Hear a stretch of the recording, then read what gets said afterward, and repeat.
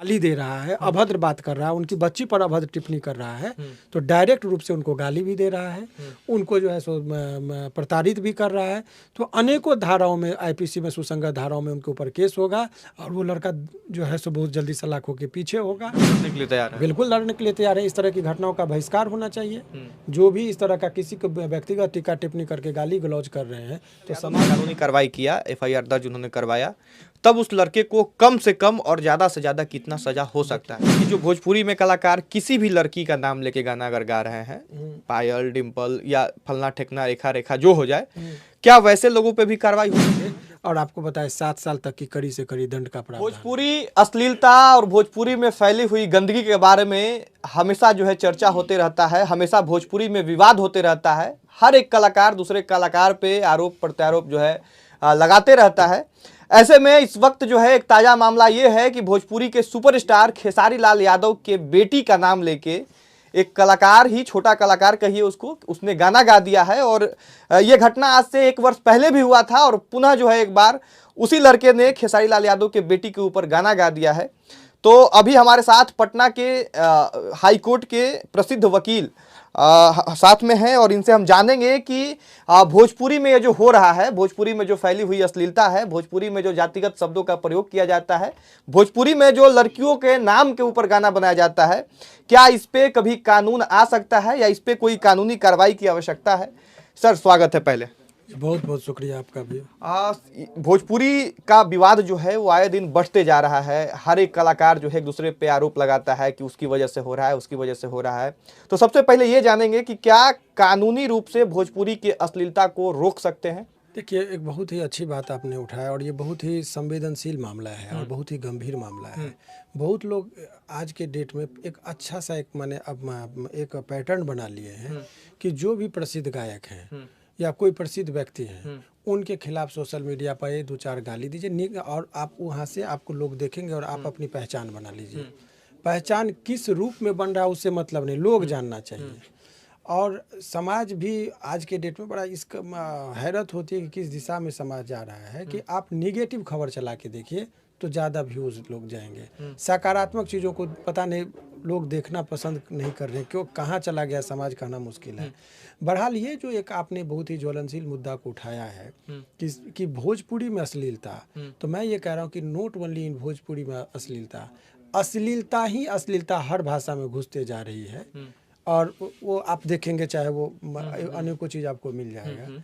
तो पहले sensor board के द्वारा पहले जो कोई सिनेमा या कुछ ऐसा बनता था तो सेंसर बोर्ड से अप्रूवल के बाद ही होता था। एल्बम वगैरह का रिलीज जो होता है या कुछ लोग ऐसे ही कि आप ऐसे ही सोशल साइट पर, तो ये एक बहुत ही गंभीर मुद्दा है कि किसी भी व्यक्ति को कोई भी कंटेंट्स डालने से पहले उसके पास फिल्टर करने का कोई मैकेनिज्म नहीं है। तो फेसबुक पर कोई भी कुछ भी आप डाल दीजिए, यूट्यूब पर कुछ भी डाल दीजिए, तो ये जो इसका मिसयूज हो रहा है तो आप देखिएगा कि ये बहुत ही गलत डायरेक्शन में जा रहा है।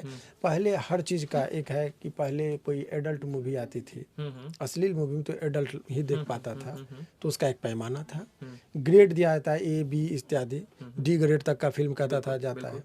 लेकिन ये संगीत में जो एल्बम बनाए तुरंत उसको डाल दिए, तो ये सब चीज़ पर अंकुश लगाने की ज़रूरत है। और देखिए दूसरी बात है कि एक चीज़ आप जानते हैं कि एक कहावत है कि है तुझको जो पसंद वही बात कहेंगे, तुम्हें अगर दिन को रात को हो तो रात कहेंगे। तो आज के पहले क्या होता था कि समाज को एक डायरेक्शन देने वाले कलम जो राइटर हुआ करते थे, तो वो अपने लेखनी से उन चीज़ों को आकार देते थे। और जो एक गांव में जो कम पढ़े लिखे के तबके के भी लोग होते थे, उनका साहित्यिक माने गाना सुन के भी साहित्य में उनका या शब्दों पर पकड़ हो जाती थी कि ये रेशमी जुल्फ़ें।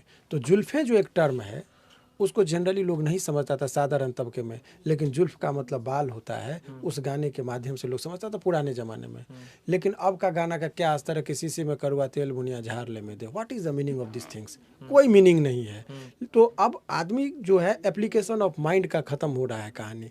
लोग तो जो मना रहा है गा रहा है, पॉपुलर हो रहे हैं, पैसा कमा रहे हैं, लेकिन आपका सामाजिक पैसा ऐसा किस काम का जो आपके पीढ़ी को ही बर्बाद कर रहा है?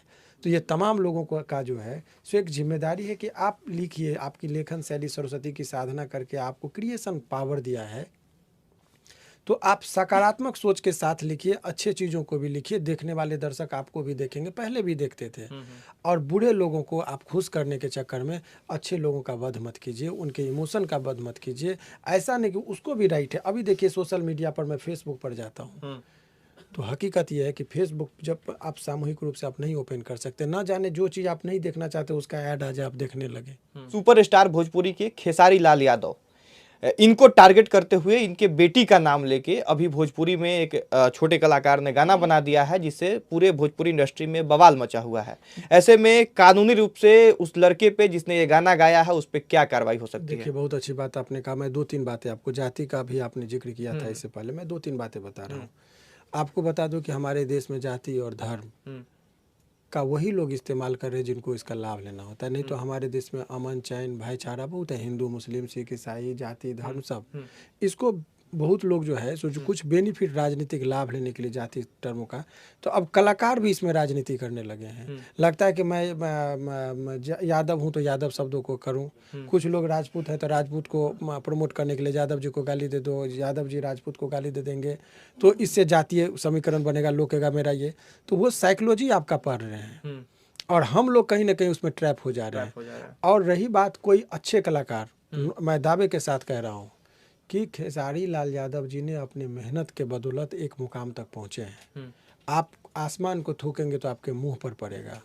आप उसकी बेटी को गाली दे रहे हैं तो आप समझिए कि अपने आप को भी आप जलील कर रहे हैं, क्योंकि वो गाना केवल उन्हीं की बेटी नहीं सुन रही है, उन्हीं का जाति नहीं सुन रहा है, ये हर तबके के जाति के लोग सुन रहे हैं। तो ये एक चीज़ आप जान लीजिए कि किसी को गाली दे देने से आपको, आप चूँकि लोग देखते भी हैं, तो ऐसे परिस्थिति में उसके लिए रही बात डर नहीं है, और डरने के पीछे आपको कारण बता रहे हैं।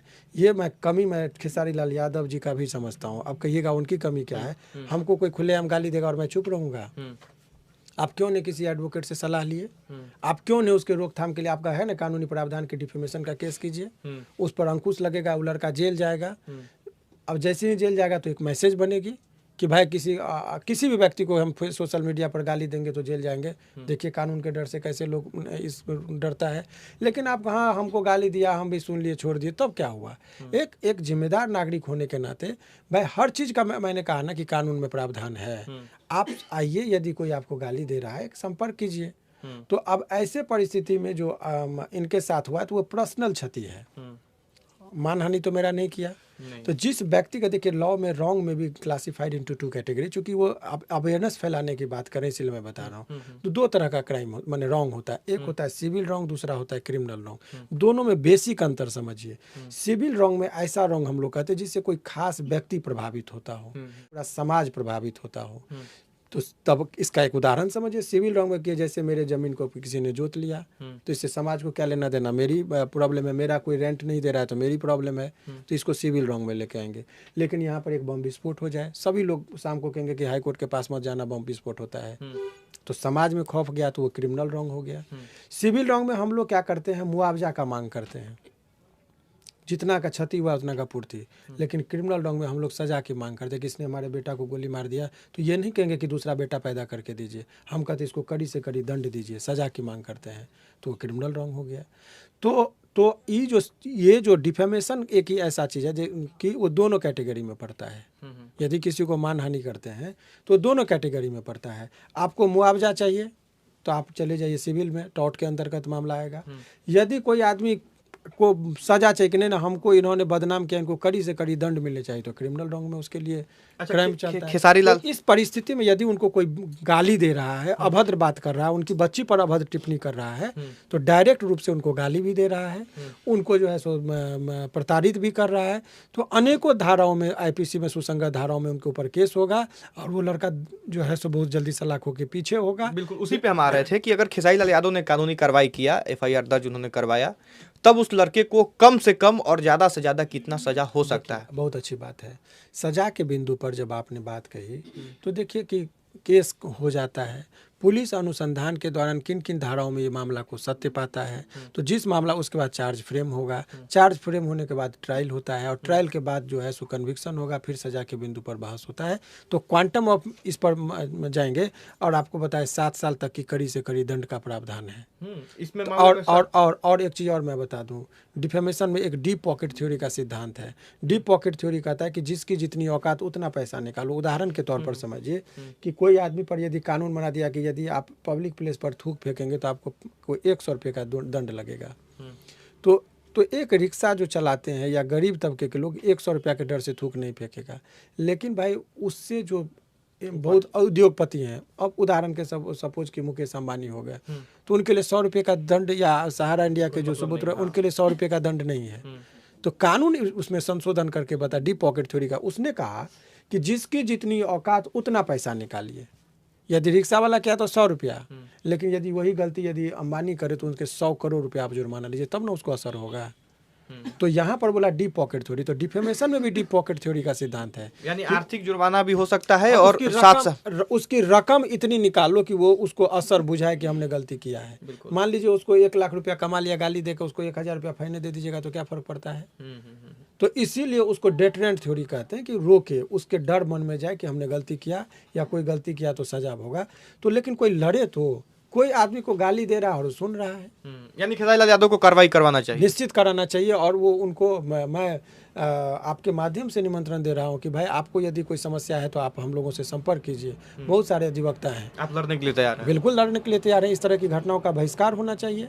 जो भी इस तरह का किसी को व्यक्तिगत टीका टिप्पणी करके गाली गलौज कर रहे हैं तो समाज को गंदा मचा रहे हैं। हाँ, एक अंतिम सवाल ये रहेगा कि जो भोजपुरी में कलाकार किसी भी लड़की का नाम लेके गाना अगर गा रहे हैं, पायल, डिम्पल या फलना ठेकना, रेखा रेखा जो हो जाए, क्या वैसे लोगों पे भी कार्रवाई हो सकती है? देखिए, एक टॉट में एक सिद्धांत है इनोंडो का। इसका मतलब है कि आप किसी को इंडिकेट करके लेकिन उसको ही टारगेट करके गा रहे हैं, आपके गाने से उसका मीनिंग लग रहा है, उसका मानहानि हो रहा है, तो वो केस करने के लिए स्वतंत्र है।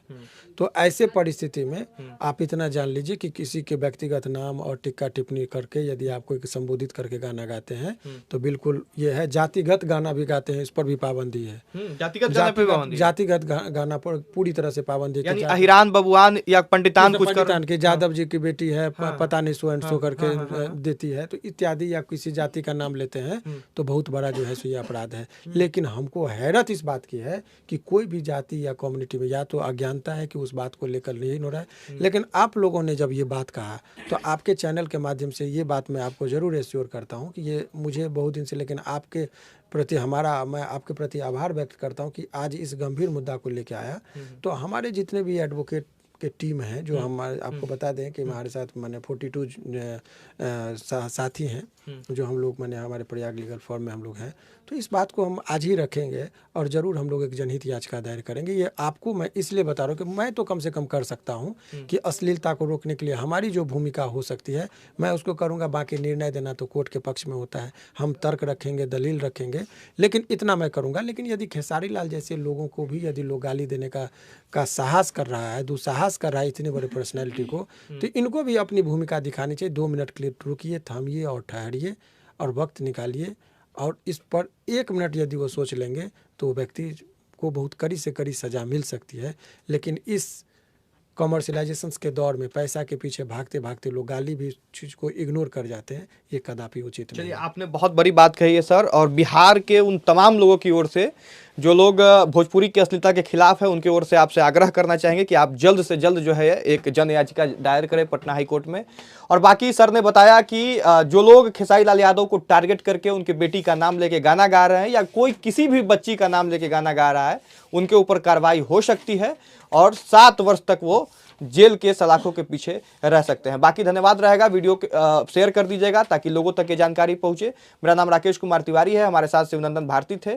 आप प्रयास न्यूज पे वीडियो देख रहे थे, चैनल को सब्सक्राइब कर दीजिएगा। फेसबुक पेज पे देख रहे हैं तो पेज को लाइक और फॉलो कर लीजिएगा। शुक्रिया।